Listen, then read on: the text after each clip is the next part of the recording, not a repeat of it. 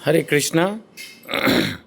भगवत गीता की इस वीडियो में हम शुरू करेंगे पहले अध्याय का 39वां श्लोक 39।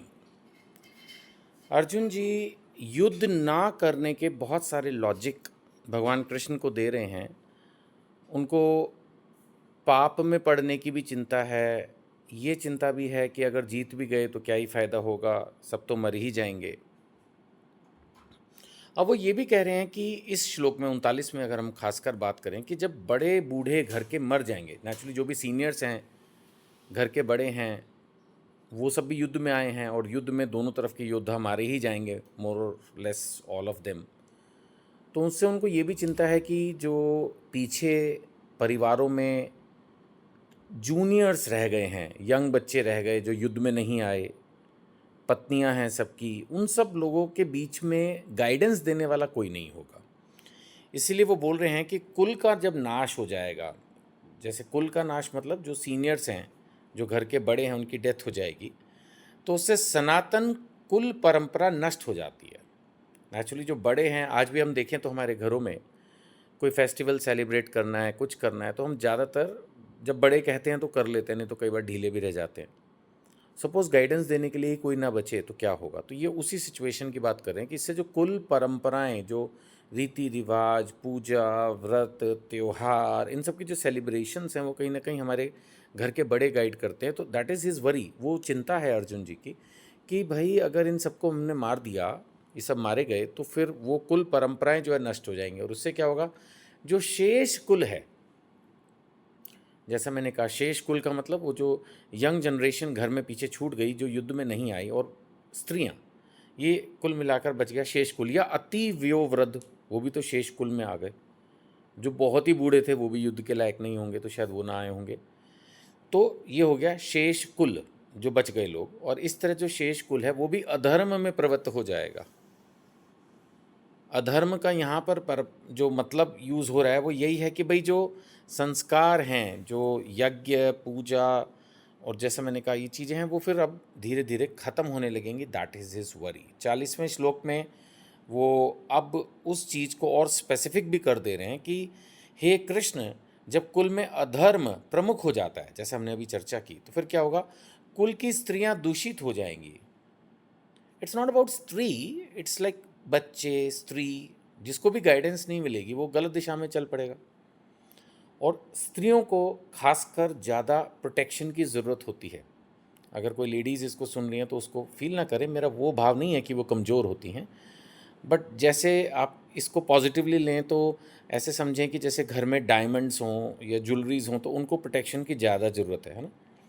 ऐसे ही जो वैल्यूबल है, मोर वैल्यूबल है, मोर रिस्पेक्टफुल है, मोर डेलिकेट है ना, तो ऐसे स्त्रियों को जो है वो प्रोटेक्शन की ज़्यादा ज़रूरत होती है। तो जो कुल की स्त्रियां हैं, दूषित किस तरह से हो सकती हैं कि भाई एक तो इस तरह से दूषित हो सकती हैं कि मानसिक रूप से दूषित हो गई, अब उनका दिमाग ही दूसरी दिशाओं में चलने लगा, है ना।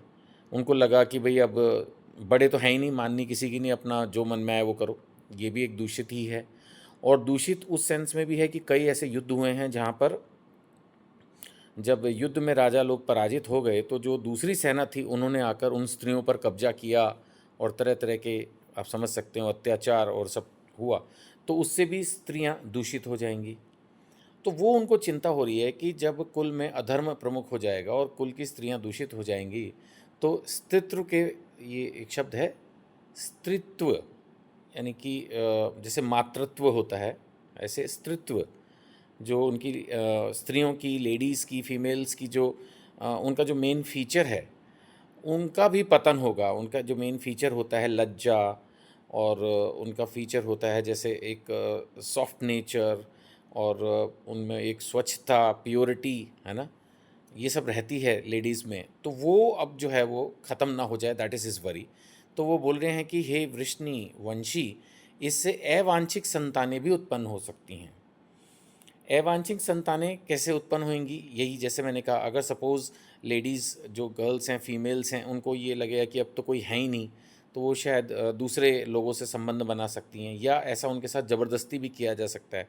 जैसा मैंने कहा कि दूसरी सेना के लोग भी फिर आकर उनको दूषित कर सकते हैं। तो ये सब जो हैं चिंताएँ अर्जुन जी के मन में चल रही है। और 41वें श्लोक में वो और इसको आगे लेके जा रहे हैं। वो कह रहे हैं जो अवांछित संतानें होंगी, मान लेते हैं इस तरह से, है ना, जो इलेजिटिमेट चाइल्ड बॉर्न होंगे, अवांछित संतानें, इनकी वृद्धि होने से क्या होगा कि निश्चय ही परिवार के लिए तथा पारिवारिक परंपरा को विनष्ट करने वालों के लिए नारकीय जीवन उत्पन्न होगा। अब नेचुरली ये नरक जैसा जीवन हो जाएगा, ना कहीं धर्म होगा, है ना कहीं शांति होगी। इस ये क्या माहौल होगा, तो ये युद्ध का क्या परिणाम हो जाएगा, इन सब चीज़ों को लेकर अर्जुन चिंता कर रहे हैं।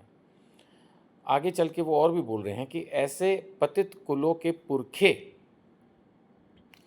जो पितर लोग हैं, जो हमारे ग्रेट ग्रैंडफादर्स, दादा परदादा जो अभी पितर लोकों में हैं, वो भी गिर जाएंगे, क्योंकि उन्हें जल तथा पिंड देने की क्रियाएं समाप्त हो जाती हैं। तो यहाँ पर अर्जुन जी इस बात की भी बात कर रहे हैं, जैसे जितना मैं जानता हूँ उसके अनुसार हिंदू धर्म में और मे भी अन्य धर्मों में जो हमारे एंसेस्टर्स हैं उनकी पूजा की जाती है, और उनके लिए भी जल और जैसे यहाँ कहा है पिंडदान की क्रियाएं जो है एक विशेष समय पर साल के की जाती हैं। कुछ लोग सारा साल भी इस तरह की क्रियाएं जब भी मौका मिलता है पूजा अर्चना के समय करते रहते हैं। तो शास्त्रों में इस तरह का वर्णन है। अब उनको ये हो रहा है कि जब सारा कुल धर्म नष्ट हो गया, सब सीनियर्स ख़त्म हो गए, सब अपनी मन मर्जी कर रहे हैं, मान लेते हैं बच्चे जो है वो अलग ही टाइप के पैदा हो रहे हैं, स्त्रियां दूसरों के वश में हैं या तो अपने ही दिमाग के वश में है, कोई गाइडेंस नहीं है, तो इस तरह के माहौल में क्या पूजा अर्चना होगी। और इससे तो फिर पितरलोक में जो लोग बैठे हैं वो भी डिस्टर्ब हो जाएंगे। तो बहुत तरह की चिंताएं अर्जुन जी कर रहे हैं। खैर वो बात अलग है कि पहले अध्याय में यही सब है, उसके बाद फिर भगवान एक एक करके इनके सभी प्रश्नों का डिटेल्ड आंसर देंगे, और यही है भगवत गीता। तो अगली वीडियो में इसको कंटिन्यू करते हैं। आप सबसे यही प्रार्थना है कि भगवत गीता के प्रचार में मदद करें, ठीक से भगवत गीता पढ़ें, और ये वीडियो अगर हो सके तो एटलीस्ट एक व्हाट्सएप ग्रुप में ज़रूर फॉरवर्ड करें। और अगर आप हमसे जुड़ना चाहते हैं तो जो वीडियो पर व्हाट्सएप नंबर दिया है उस पर अपना नाम लिख के भेजें, हम आपको अपनी व्हाट्सएप कम्युनिटी में जोड़ेंगे, ताकि ये भगवत गीता से रिलेटेड और भी चीज़ें हम वीडियोज़ वगैरह जो है बनाते हैं वो आपके पास डायरेक्ट व्हाट्सएप के माध्यम से पहुँच जाएंगे। हरे कृष्ण।